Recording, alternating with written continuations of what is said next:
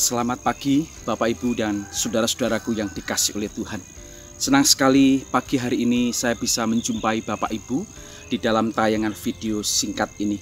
Sebelum kita membaca dan merenungkan firman Tuhan, terlebih dahulu kita akan tunduk kepala, kita berdoa. Mari kita berdoa. Bapa kami yang ada di dalam surga, Bapa yang baik yang mengasihi kami, Bapa yang terus-menerus memelihara kami, menyertai kehidupan kami, melewati hari-hari kami. Tuhan, saat ini kami bersyukur untuk hari ini dan kesempatan yang Tuhan berikan kepada kami untuk kami boleh membaca dan merenungkan firman-Mu. Tuhan, kiranya Engkau berkati supaya firman-Mu hari ini boleh menguatkan iman kami, meneguhkan kami, dan juga mengajarkan bagaimana kami harus hidup sebagai orang-orang percaya. Terima kasih Tuhan, dalam nama Yesus kami berdoa. Amin. Saudaraku dikasihi oleh Tuhan, pagi ini saya ingin mengajak Bapak Ibu dan saudara-saudara untuk membaca satu bagian firman Tuhan di dalam kitab Filipi pasal 1. Filipi pasal 1 ayat 3 sampai dengan ayat yang kelima. Filipi pasal 1 ayat 3 sampai dengan ayat yang kelima. Demikian bunyi firman Tuhan. Aku mengucap syukur kepada Allahku setiap kali aku mengingat kamu. Dan setiap kali aku berdoa untuk kamu semua, aku selalu berdoa dengan sukacita. Ayat 5, aku mengucap syukur kepada Allahku karena persekutuanmu dalam berita Injil mulai dari hari pertama sampai sekarang ini. Saudara, kita melihat di dalam Filipi pasal 1 ayat yang ke-3 sampai 5 ini ada hal yang menarik untuk bisa kita pelajari bersama-sama. Dari sisi hamba Tuhan, saya melihat di sini Rasul Paulus adalah seorang hamba Tuhan yang begitu dekat dengan Tuhan dan begitu juga dekat dengan jemaat. Rasul Paulus juga seorang hamba Tuhan yang selalu digerakkan untuk bersyukur, bersyukur, dan bersyukur. Rasul Paulus juga adalah seorang hamba Tuhan yang selalu mendoakan jemaatnya. Saudara, tentu ini menjadi teladan bagi saya. Nah, saudara sekali dikasihi oleh Tuhan, dari sisi jemaat saudara, Rasul Paulus bersyukur kepada Tuhan di dalam ayat-ayat yang kita baca. Bersyukur oleh karena apa saudara? Bersyukur karena ada sesuatu yang istimewa di jemaat di Filipi ini saudara. Apa yang istimewa sehingga membuat Rasul Paulus itu bersyukur kepada Allah? Yang pertama saudara, kita melihat di dalam ayat yang ketiga. Rasul Paulus melihat bahwa jemaat di Filipi adalah jemaat yang bertumbuh di dalam iman. Mereka memiliki satu kerohanian yang baik. Mereka memiliki satu hubungan yang intim dengan Tuhan. Dan tentu saja ini membuat Rasul Paulus sebagai seorang hamba Tuhan, seorang rasul yang melayani Tuhan, yang walaupun pada saat itu di penjara, dia merasa harus bersyukur kepada Tuhan. Karena itu dia katakan, aku selalu mengucap syukur kepada Allahku setiap kali aku mengingat kamu, saudara.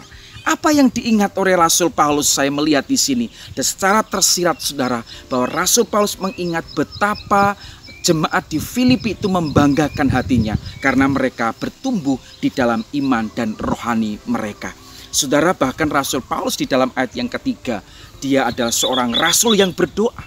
Ketika dia mengingat jemaat di Filipi, maka Rasul Paulus berdoa, mendoakan mereka, mendoakan kehidupan mereka, mendoakan supaya mereka terus bertumbuh di dalam iman dan rohani mereka. Bahkan Rasul Paulus mengatakan, aku berdoa dengan sukacita, bukan karena terpaksa, bukan karena dipaksa, tetapi berdoa dengan sukacita.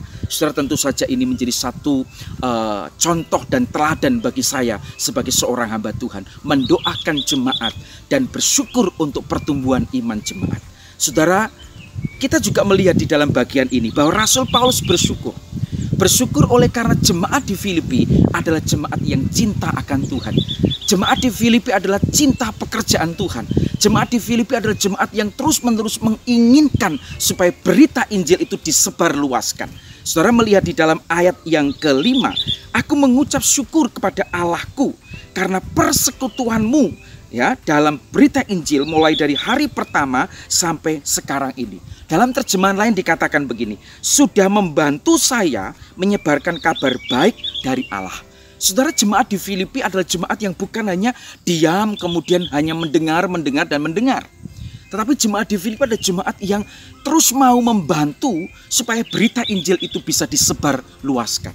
Bukan jemaat yang pasif, tetapi jemaat yang aktif untuk apa? Untuk melayani dan memberitakan Injil kepada orang lain.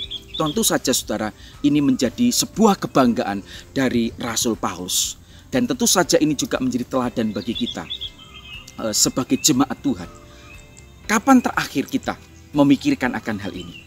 Kapan terakhir kita mau memikirkan bagaimana supaya Injil itu bisa terus disebarluaskan? Saudara, ladang Tuhan begitu luas sekali, ya. Masih banyak orang yang belum percaya kepada Tuhan.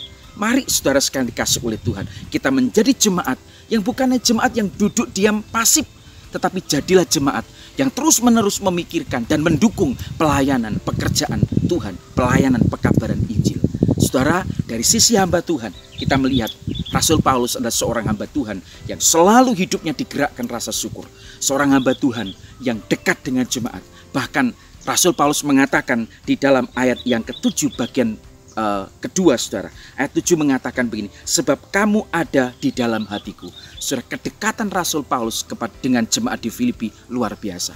Kamu ada di dalam hatiku. Saudara, ini satu teladan yang baik. Demikian pula dari sisi jemaat. Sekali lagi, mari kita menjadi jemaat yang misioner, yang terus-menerus membantu, mensupport gereja untuk supaya berita Injil itu bisa disebar luaskan. Mari kita terus memberitakan Injil, mari kita terus semangat supaya kabar baik itu bisa semakin disebar luaskan. Tuhan Yesus memberkati kita. Amin. Mari kita berdoa.